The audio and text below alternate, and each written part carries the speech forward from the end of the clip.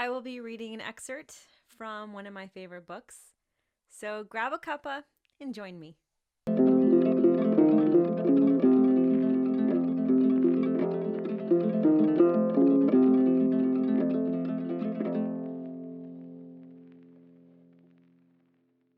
I first came across this book back in 2013, and it's where this quote comes from.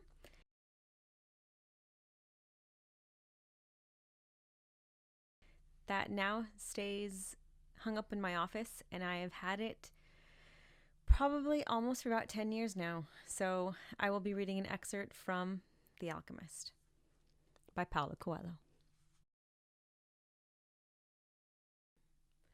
They crossed the desert for another 2 days in silence. The alchemist had become much more cautious because they were approaching the area where the most violent battles were being waged. As they moved along, the boy tried to listen to his heart. It was not easy to do. In earlier times, his heart had always been ready to tell its story, but lately that wasn't true. There had been times when his heart spent hours telling of its sadness, and at other times it became so emotional over the desert sunrise that the boy had to hide his tears. His heart beat fastest when it spoke to the boy of treasure, and more slowly when the boy stared, entranced at the endless horizons of the desert. But his heart was never quiet, even when the boy and the alchemist had fallen into silence. "Why do we have to listen to our hearts?" the boy asked when they had made camp that day. "Because wherever your heart is, that is where you'll find your treasure." "But my heart is agitated," the boy said. "It has its dreams, it gets emotional, and it's become passionate over a woman of the desert. It asks things of me, and it keeps me from sleeping many nights when I'm thinking about her." "Well, that's good. Your heart is alive. Keep listening to what it has to say." During the next 3 days, the two travelers passed by a number of armed tribesmen and saw others on the horizon.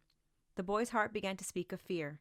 It told him stories it had heard from the soul of the world, stories of men who sought to find their treasure and never succeeded.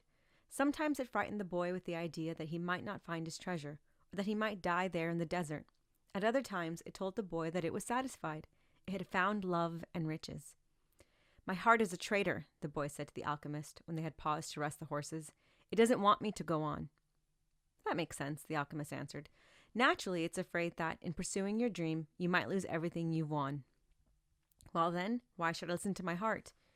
"Because you will never again be able to keep it quiet. Even if you pretend not to have heard what it tells you, it will always be there inside you, repeating to you what you're thinking about life and about the world." "You mean I should listen, even if it's treasonous?" "Treason is a blow that comes unexpectedly. If you know your heart well, it will never be able to do that to you, because you'll know its dreams and wishes and will know how to deal with them. You will never be able to escape from your heart, so it's better to listen to what it has to say. That way, you'll never have to fear an unanticipated blow." The boy continued to listen to his heart as they crossed the desert. He came to understand its dodges and tricks and to accept it as it was. He lost his fear and forgot about his need to go back to the oasis, because one afternoon his heart told him that it was happy. "Even though I complain sometimes," it said, "it's because I'm the heart of a person, and people's hearts are that way. People are afraid to pursue their most important dreams because they feel that they don't deserve them, or that they'll be unable to achieve them. We, their hearts, become fearful just thinking of loved ones who go away forever, or of moments that could have been good but weren't, or of treasures that might have been found but were forever hidden in the sands. Because when these things happen, we suffer terribly." "My heart is afraid that it will have to suffer," the boy told the alchemist one night as they looked up at the moonless sky. "Tell your heart that the fear of suffering is worse than the suffering itself, and that no heart has ever suffered when it goes in search of its dreams, because every second of the search is a second's encounter with God and with eternity." "Every second of the search is an encounter with God," the boy told his heart. "When I have been truly searching for my treasure, every day has been luminous, because I have known that every hour was a part of the dream that I would find it. When I have been truly searching for my treasure, I've discovered things along the way that I never would have seen had I not had the courage to try things that seemed impossible for a shepherd to achieve." So his heart was quiet for an entire afternoon. That night, the boy slept deeply, and when he awoke, his heart began to tell him things that came from the soul of the world. It said that all people who are happy have God within them, and that happiness could be found in a grain of sand from the desert, as the alchemist has said.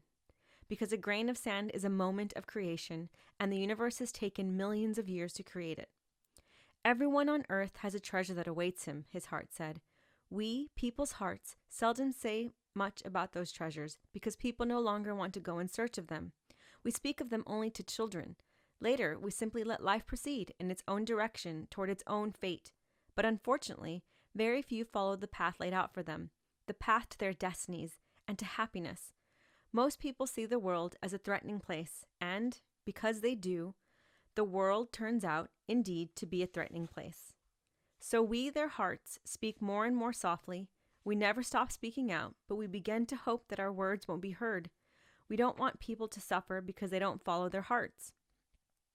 Why don't people's hearts tell them to continue to follow their dreams? The boy asked the alchemist.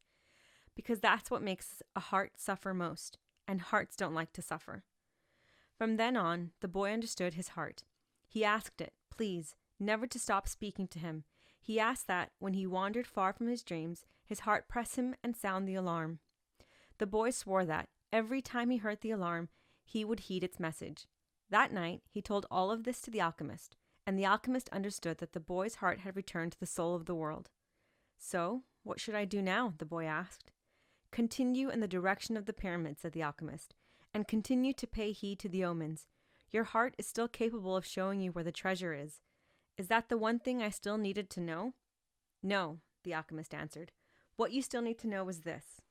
Before a dream is realized, the soul of the world tests everything that was learned along the way. It does this not because it is evil, but so that we can, in addition to realizing our dreams, master the lessons we've learned as we've moved toward that dream.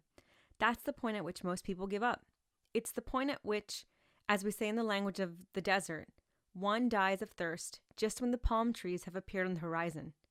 Every search begins with beginner's luck, and every search ends with the victors being severely tested. The boy remembered an old proverb from his country.